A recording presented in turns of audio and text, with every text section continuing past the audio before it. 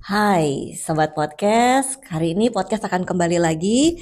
Selamat siang, saya sapa dulu. Selamat siang, Shalom, Assalamualaikum, Om Swastiastu, Nama Budaya, Salam Kebajikan.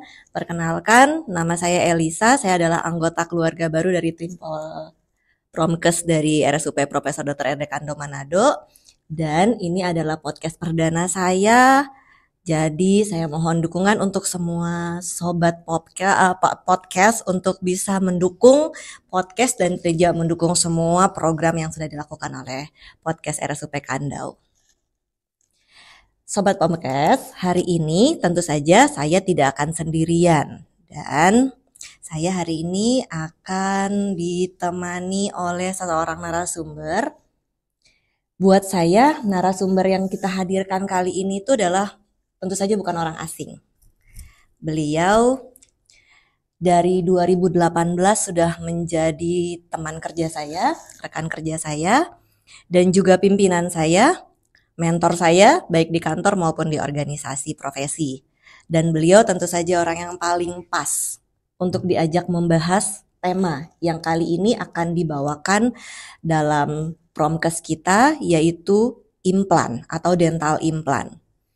Kenapa? Karena beliau adalah satu praktisi aktif dalam pemasangan implan di Kota Manado dan sekitarnya. Dan beliau selain itu juga adalah seorang konsultan implan. Jadi langsung saja saya perkenalkan dan kita berkenalan buat yang belum kenal. Beliau adalah Dr. Victor Tengar Pamolango, MMRs, spesialis bedah mulut konsultan. Hai dok. Hai Dr. Lisa, hai Sobat Promkes. Apa kabar dok? Kabar baik dok. Kabar Terima baik kasih ya. nih udah diajak ke Iya, podcast. terima kasih juga dok. Sebelum kita lebih jauh, saya ingin kenalan lebih dalam atau siapa aja yang belum kenal pengen tahu dulu. Boleh cerita sedikit nggak sih dok tentang diri dokter dulu nih? Ya, jadi saya itu menempuh pendidikan kedokteran gigi di Universitas Hasanuddin Makassar. Tahun 2010 selesai, kemudian melanjutkan pendidikan bedah mulut ke Universitas Padjadjaran, Bandung dari tahun 2011 sampai 2017, dan kemudian tahun 2023 itu ikut program dari Kolegium Bedah Mulut untuk mengambil gelar konsultan implantologi di bidang bedah mulut. Oke. Terus itu sedikit sih sebenarnya kalau mau diceritakan tentang Dr. Victor, karena selain sebagai praktisi, beliau juga salah satu staf di RSUP Kandau dan juga menjadi dan tercatat sampai saat ini masih menjadi ketua KSM Gigi dan Mulut di RSUP Kandau. Mohon maaf. Oke, tema kita hari ini tentu saja sesuai dengan apa yang menjadi spesialisasi dokter ya dok. Hari ini kita akan ngomong soal implannya atau dental implan ya, soal dikenalnya. Jadi sebelum kita jauh ke belakang, sebelum banyak hal yang mau saya tanyakan ke dokter hari ini, kita ke dasarnya dulu deh. Dental implan itu apa sih dok? Jadi dental implant itu adalah sebenarnya suatu akar tiruan yang dibuat, yang ditanam ke dalam tulang untuk menggantikan fungsi gigi yang sudah hilang. Setelah ditanam akar tiruan tersebut, kemudian akan dibuatkan mahkotanya, sehingga dia akan nampak seperti gigi asli. Jadi dia berfungsi seperti gigi asli maupun memiliki estetik seperti gigi asli. Jadi ditanam ya dok ya. Jadi kata yang harus kita dalam prinsipnya ini tuh yang membuat dia berbeda adalah ditanam. Oke. Jadi tapi salah satunya kalau dokter tadi menyebut dia salah satu jenis juga dari gigi tiruan itu ya dok. Oke. Kalau gitu, kalau gigi tiruan berarti ini salah satu dari banyak jenis dari gigi tiruan. Dan apa yang membuat implan ini berbeda dari gigi tiruan yang lain? Kalau secara garis besar gigi tiruan itu ada dua macam. Ada gigi tiruan lepasan atau biasa disebut removable denture, dan ada gigi tiruan cekat atau fixed denture. Nah, implan ini termasuk gigi tiruan cekat atau fixed denture. Jadi artinya dia tidak bisa dilepas pasang oleh pasien sendiri. Jadi kalau mau dipasang atau mau dilepas, itu dia harus kembali ke dokter yang melakukan pemasangannya. Nah, sementara kalau gigi tiruan lepasan itu setiap hari memang harus dibuka dan dibersihkan oleh pasien sendiri. Ya, terus dia juga ada plat, jadi pakainya kurang enak lah dibandingkan dental implant. Sementara kalau dental implant pemakaiannya itu sama persis dengan gigi asli, kenyamanannya sama. Dan dia juga tidak ada perawatan khusus, nggak perlu dilepas-lepas untuk dibersihkan. Jadi cuma gosok gigi aja kayak biasa. Harusnya secara teknik atau secara akhir jadinya tuh harusnya lebih memudahkan daripada yang lepasan sih ya dok ya. Ya, lebih Secara nyaman. lebih nyaman ya. Nah kalau kita ngomong ini lebih nyaman berarti ada prosedur yang berbeda juga berarti dalam proses pembuatannya yang membuat dia berbeda.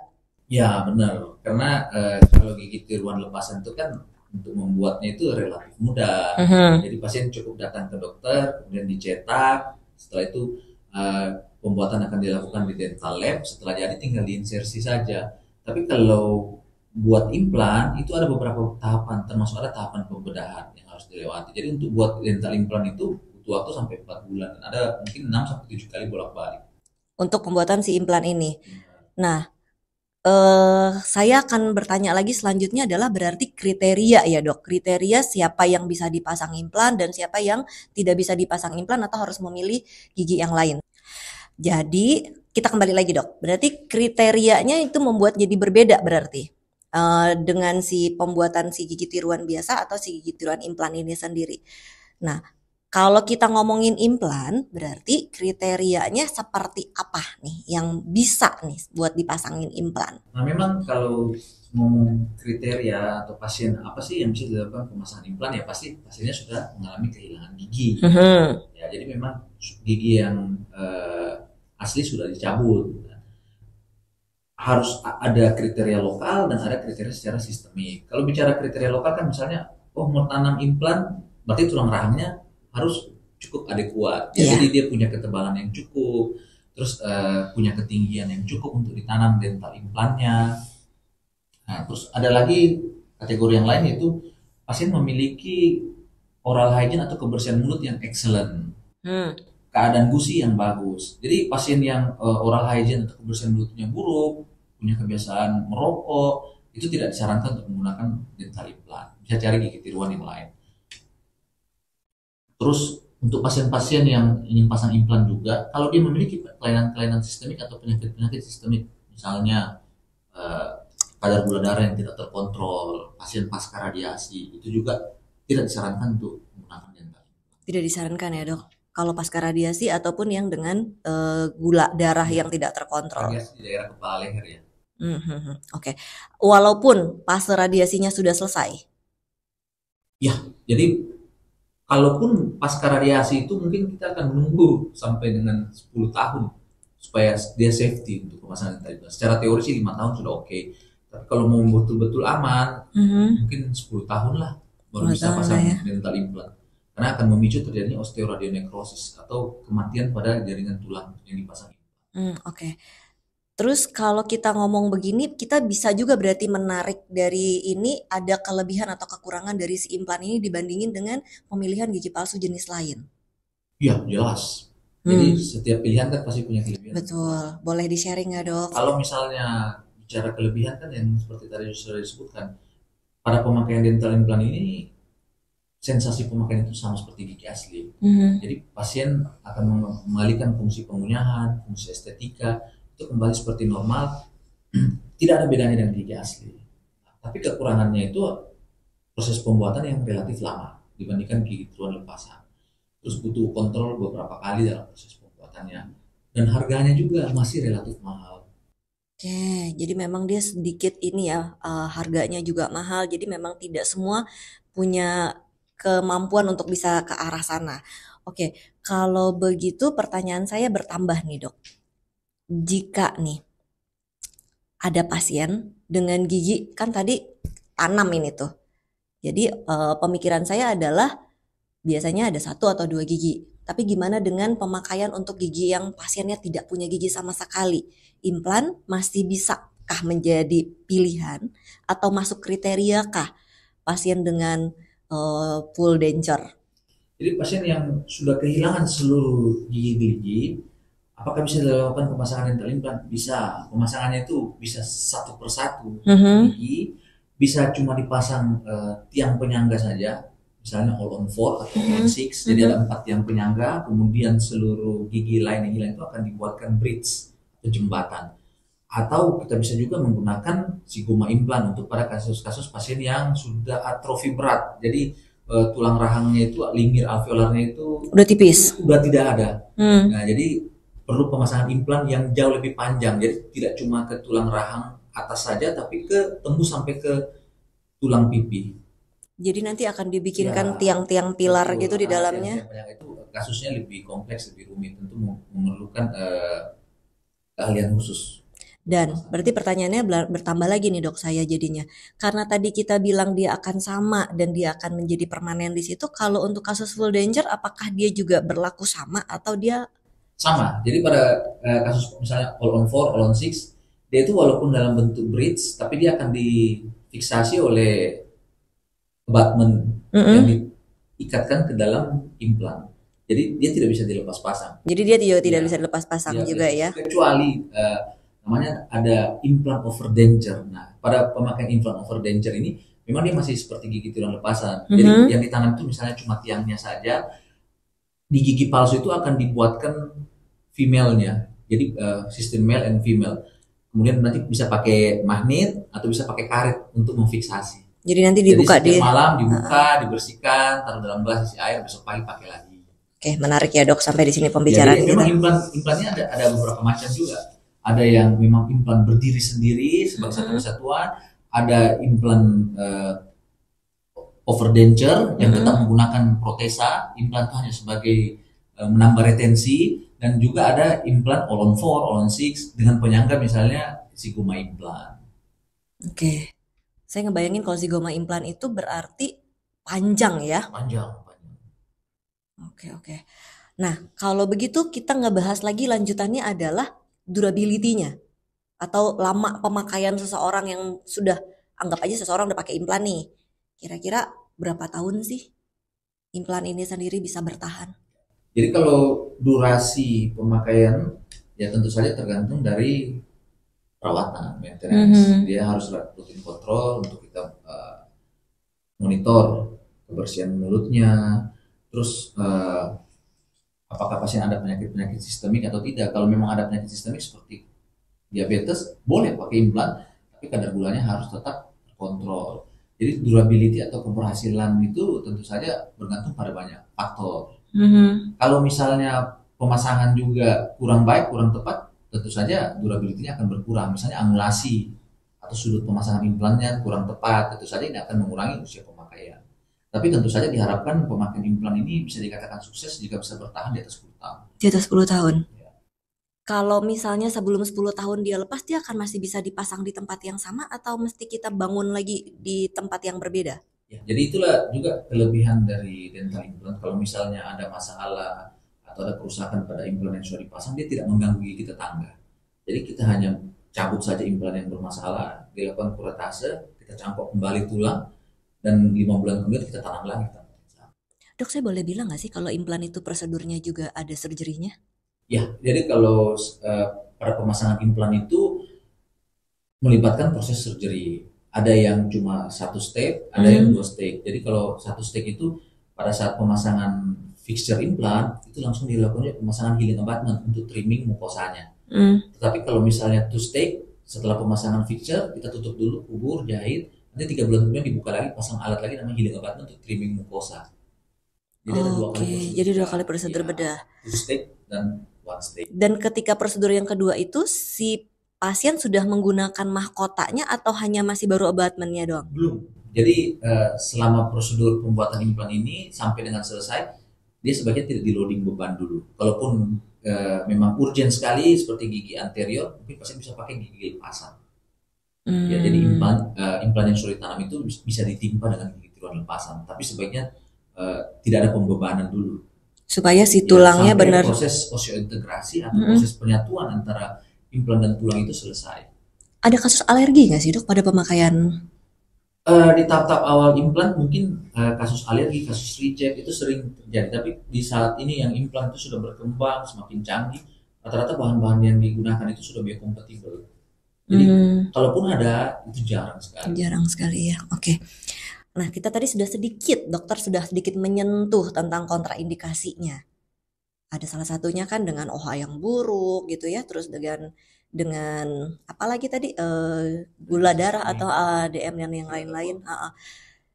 Kalau pasien dengan epilepsi, pasien dengan masalah di kardionya atau masalah di jantungnya, apakah itu juga menjadi salah satu kontraindikasi atau ada kontraindikasi lain yang harus diperhatikan? Ya, kalau bicara kontraindikasi kan tentu ada kontraindikasi relatif, ada kontraindikasi mutlak.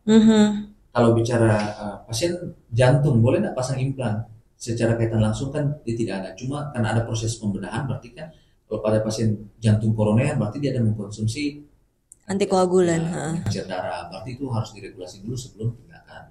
Berarti itu adalah kontraindikasi relatif.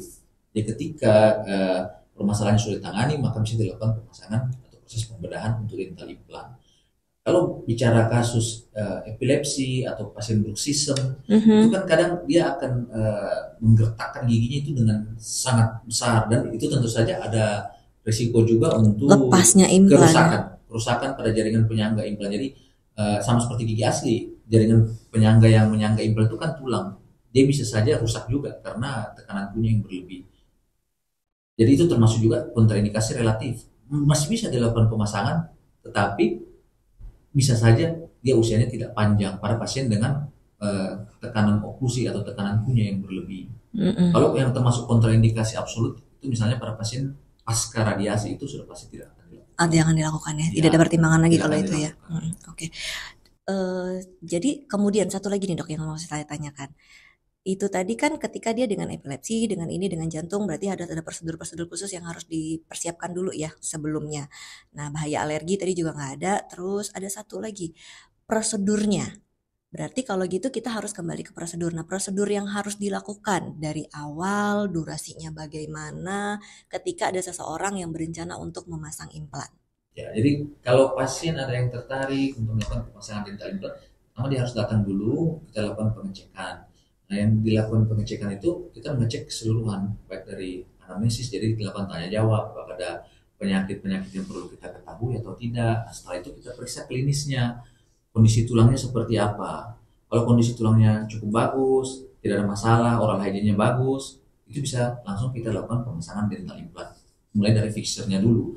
Tapi kalau dia masih bermasalah, misalnya contoh kasus oral hygiene-nya jelek, banyak akar gigi di sekitarnya, itu kita sarankan untuk dikontrol dulu. Jadi dilakukan dulu pembersihan karang gigi, pencabutan akar gigi lain yang rusak, gigi yang lubang ditampal. Setelah itu baru dilakukan pemasangan fixture implant. Nah, ketika selesai melakukan pemasangan fixture implant, bicaranya kalau sudah pada pasien yang siap ya, pada siap dah. Jadi tulangnya bagus apa semua, dilakukan pemasangan fixture implant. Itu ditutup dulu yang tadi saya bilang. Jadi kalau saya penganutnya itu two stage surgery. Jadi setelah dipasang fixture implant saya akan tutup. Jadi belum ada beban atau apa masalah. Cuma tutup saja. Kemudian nanti 3 bulan kemudian pasiennya datang kontrol lagi. Saya akan membuka kembali. Oh, implannya udah jadi, nyatu sama tulang. Saya pasang lagi alat namanya healing abutment untuk trimming mukosanya, gusinya. Setelah itu 2 minggu kemudian pasien balik lagi, itu bisa dilakukan pencetakan untuk pembuatan mahkotanya. Nah, setelah crownnya jadi, dibuat di lab, itu dilakukan insersi crown. Jadi memang tahapannya itu panjang ya. Ya, ada beberapa kali bolak-balik dan mungkin makan waktu sekitar 4 bulan untuk penyelesaian. Ada nggak sih dok beberapa hal yang bisa menjadi pertimbangan immediate implant, atau ada nggak sih jenis immediate implant ya, itu? Ada. Jadi misalnya dok saya mau cepat-cepat nih, bisa nggak setelah saya cabut gigi saya langsung pasang implannya, terus langsung pasang mahkotanya juga. Nah, secara teori hal tersebut bisa dilakukan, tapi dengan risiko kegagalan. Kenapa? Karena pada saat selesai pencabutan, tulang itu belum terbentuk dalam soket atau dalam bekas pencabutan gigi. Jadi tulang itu masih kosong. Sewaktu pemasangan itu inklinasi implan itu harus diatur pas mengenai bagian tulang yang masih ada. Dan itu sulit sekali. Kecuali memang sudah dibuat namanya surgical guide. Nah, surgical guide ini dibuat berdasarkan hasil CBCT. Nah, itu bisa diatur angulasinya. Jadi benar-benar pas kena di bagian tulang yang masih ada, jadi bukan di bagian yang kopong. Jadi disanggakan di tulang yang memang betul masih. Setelah itu kemudian dibuatkan dipasang abutmentnya dan langsung dipasang crown. Tapi crownnya itu temporary crown sementara yang tidak kontak dengan gigi antagonis. Tapi saya pribadi tidak menyarankan untuk melakukan prosedur seperti itu karena risiko kegagalan tinggi. Sayang sih ya. Jika nih ada pasien awalnya sebelum kehilangan gigi maloklusi, kemudian hadir untuk bisa membuatkan implan satu persatu dan saya mau dijadikan rapi dok giginya, mungkin nggak? Nah, jadi kalau untuk pemasangan implan, kalau misalnya yang hilang nih cuma 2 atau 3 biji gigi dan sebenarnya pasien itu maloklusi. Nah itu disarankan pasien dirapiin dulu giginya. Jadi diatur dulu, dilakukan perawatan orto. Nanti setelah rapi, kalau memang masih perlu untuk pemasangan dental implant, baru dipasang. Karena biasanya kalau para pasien yang maloklusi dan giginya crowded, gigi tetangga itu bisa digeser-geser untuk gigi yang sudah dicabut. Nah, jika memang betul masih perlu dilakukan pemasangan dental implant, baru ditambahkan dental implant. Jadi tahapannya adalah Ya, maloklusinya dikoreksi dulu, baru menuju kalau ke memang perlu, implan baru ya. dilakukan dental implant. Oke, dok, ini satu pertanyaan, kira-kira kalau untuk pemasangan implan itu kita mesti siap dana berapa sih dok kira-kiranya?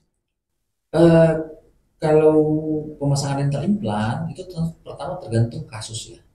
Jadi beda kasus, tentu beda budget yang harus disediakan. Oke. Kalau para pemasangan dental implant sederhana, mungkin budgetnya itu 10 juta ke atas. Ya mungkin minimal 12 jutaan, 12 juta ke atas lah. Satu gigi itu ya? Satu gigi ya. Tapi kalau misalnya ternyata dia perlu bone graft, perlu cangkok tulang dan lain-lain, Itu di luar itu berarti di kan ya? luar itu ada biaya tambahan lagi. Oke. Dan apakah itu sampai sejauh pengalaman dokter sebagai praktisi? Asuransi bekerja sama tidak nggak sih? Sebenarnya asuransi memang masih jarang ya, bukan berarti Mengcover nggak ada ya. itu. Ada yang mengcover tapi asuransi dari kantor ya. Di kantor yang bayar. Kantor yang membayar ya. Ya, kantor yang membayar. Jadi tapi itu Kalau tidak. asuransi hampir tidak ada. Iya, oke. Pengalaman klinisi, dok. Saya kembali ke pengalaman klinisi. Hal menarik apa sih yang pernah dokter temukan selama melakukan pemasangan implan ini pada pasien? Atau ada kasus menarik apa deh? Saya pernah menemui pasien dia itu udah usia 85 tahun, tapi masih mau tetap pasang dental implant. Saya sampaikan, apakah tidak lebih bagus pasang gigi tiruan lepasan? Tapi anak pasien tersebut ngotot mau Untuk dilakukan dipasangkan implan. pemasangan dental implant untuk orang tuanya. Yang hilang itu seluruh gigi di rahang atas. Jadi berarti kalau mau ditanam semua itu ada 14 biji. Saya sampaikan, waduh ini tidak memungkinkan kalau untuk kondisinya opa yang buka mulut saja sudah sulit. Bagaimana kalau ditanamnya misalnya 4 biji aja? Untung dia setuju. Jadi ditanam cuma 4 biji dan dibuat implant over denture. Itu aja untuk pemasangan 4 biji itu udah sulit minta ampun karena Pencarian pasien ini tulangnya sulit juga. buka mulut. Oke. Jadi tiap 5 menit harus tutup mulut dulu istirahat. Jadi saya kerjanya itu berjam-jam. Mulai dari jam 8 malam sampai jam 12 malam. Untuk empat Hanya implan untuk itu. biji implan. Karena opa nggak bisa buka mulut lama. Dan itu memang terus tulang-tulang tapi mendukung ya dok ya? Ya, untungnya pada pasien ini kondisi tulangnya masih cukup bagus untuk dilakukan pemasangan dental implant. Pertimbangan kalau kita mau masang implan over denture? Nah, pertimbangan implant over denture itu tentu saja pertama biaya. Biayanya akan jauh lebih murah dibandingkan kita akan melakukan pemasangan all on 4, all on 6, ataukah implan individual satu persatu. Biayanya akan lebih akan jauh lebih banyak, murah. ya. Terus durasi pemasangan juga tentu lebih cepat karena cuma pasang tiang saja. Setelah itu kita lanjutkan dengan pembuatan pemasangan female di protesanya. Oke. Berarti memang harus pertimbangannya juga matang dulu di awal baru kita memutuskan Ya, jenisnya apa gitu ya. Setelah pasien datang kita akan sampaikan opsi-opsinya. Jadi pasien nanti akan mengambil keputusan. Prosedur awal yang harus dilakukan pasien tentu saja X-ray ya. Ya, itu pemeriksaan standar. Pada beberapa kasus tertentu mungkin butuh pemeriksaan yang lebih advance seperti CBCT. Oke. Jadi selain X-ray akan didukung juga dengan CBCT. Laboratorium dan lain-lain akan diperlukan juga? Para pasien dengan penyakit-penyakit sistemik mau dicek laboratorium kadar gula darah, itu bisa lebih bagus. Pasien paling muda yang bisa dipasangin implan umur berapa dok? Setelah tumbuh kembang selesai. Jadi perempuan dan laki-laki, kalau laki-laki kan masa tumbuh kembang itu lebih lama, perempuan lebih cepat ya. Iya. Cepat berakhirnya. Jadi kalau pasien laki itu di usia-usia ya 17-an mungkin udah bisa, kalau perempuan mungkin nah lebih awal tuh 16 udah bisa ya, 15 16 yang penting tumbuh kembangnya udah selesai.